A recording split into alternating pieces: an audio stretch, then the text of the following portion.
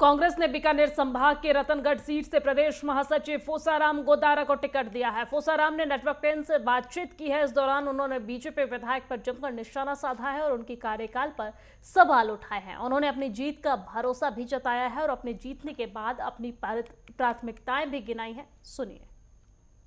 में चुनावों की रणभेरी बज चुकी है। विधानसभा चुनाव 25 नवंबर को होने हैं। भारतीय जनता पार्टी और कांग्रेस पार्टी के द्वारा टिकटों का वितरण है वो बराबर जारी है।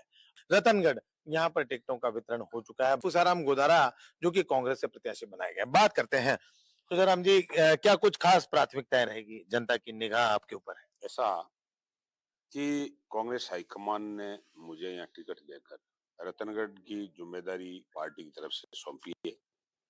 मैं निश्चित तौर से पहले तो मैं ये कह देना चाहता हूँ, मैं जनता की आकांक्षा और पार्टी की विश्वास पर खरा उतरूंगा और उसके बाद मुझे सफलता मिली तो निश्चित तौर से मैं रतनगढ़ विधानसभा का चहुमुखी विकास करने के लिए मैं आशा और आकांक्षाएं भी रखता हूँ, मेरे दिल में है।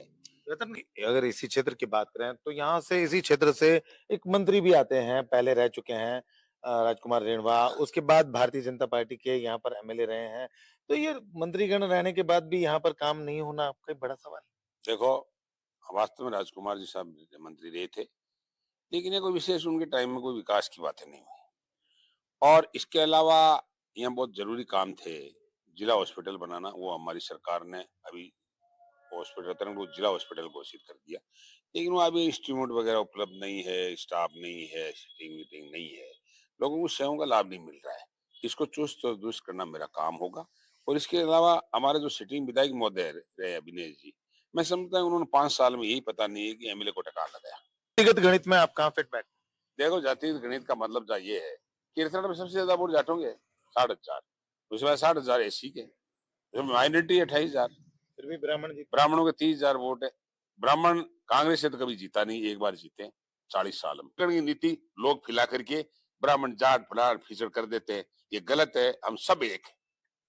तो ये थे फोसाराम गोदारा, जिनकी खास बात, जो जिनका सीधे तौर पर कहना है कि बराबर अपने क्षेत्र में काम किया है और वे बाहर ही नहीं है। ये एक तरह से तुच्छ बात है और ओछी बात कही जा सकती है। कहना है कि वे भी हमारे परिवार के सदस्य हैं, लेकिन इस बार जीत इनकी होगी।